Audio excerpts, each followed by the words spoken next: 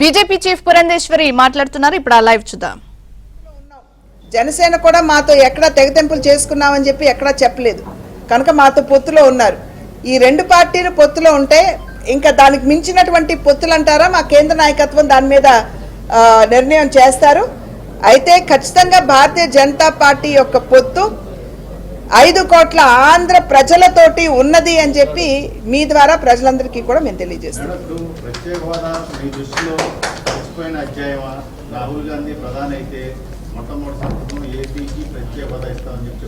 మరి అప్పుడు మన్మోహన్ సింగ్ గారు ఉన్నప్పుడు బిల్లు ఎందుకు పెట్టలేదండి? ఆ తర్వాత కదా అనౌన్స్ చేసింది రాజ్యసభలో ప్రత్యేక హోదాకు సంబంధించి. ఇవాళ ప్రత్యేక హోదా అంటారా? ప్రత్యేక హోదా అన్నది 14వ ఆర్థిక సంఘం ఇచ్చినటువంటి నిబంధన మేరకు ఏ రాష్ట్రానికి వర్తించదు. కనుకనే నన్ను కంప్లీట్ చేయండి.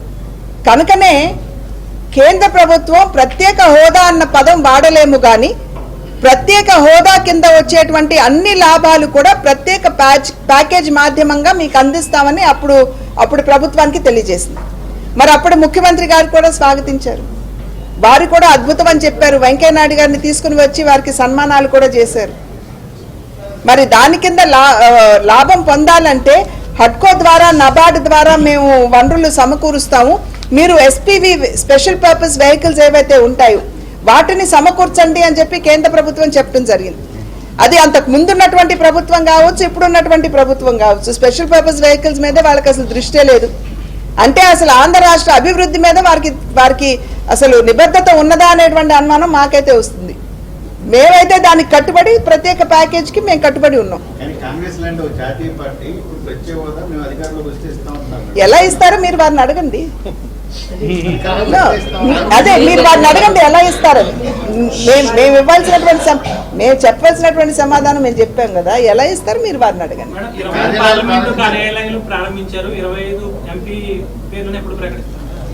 అది మాకు పద్ధతి ఉంటుందండి. పార్లమెంటరీ బోర్డు అనేది మాకు ఉంటుంది. సాధారణంగా అక్కడికి పేర్లు పంపించిన తర్వాత ఆ బోర్డులో దాని మీద డిస్కషన్ జరుగుతుంది. వారు నిర్ణయిస్తారు ఎవరు అభ్యర్థి అయితే బాగుంటుందని. నిర్ణయించిన తర్వాత ఖచ్చితంగా మీకు తెలియజేయకుండా అయితే ఉండం కదా.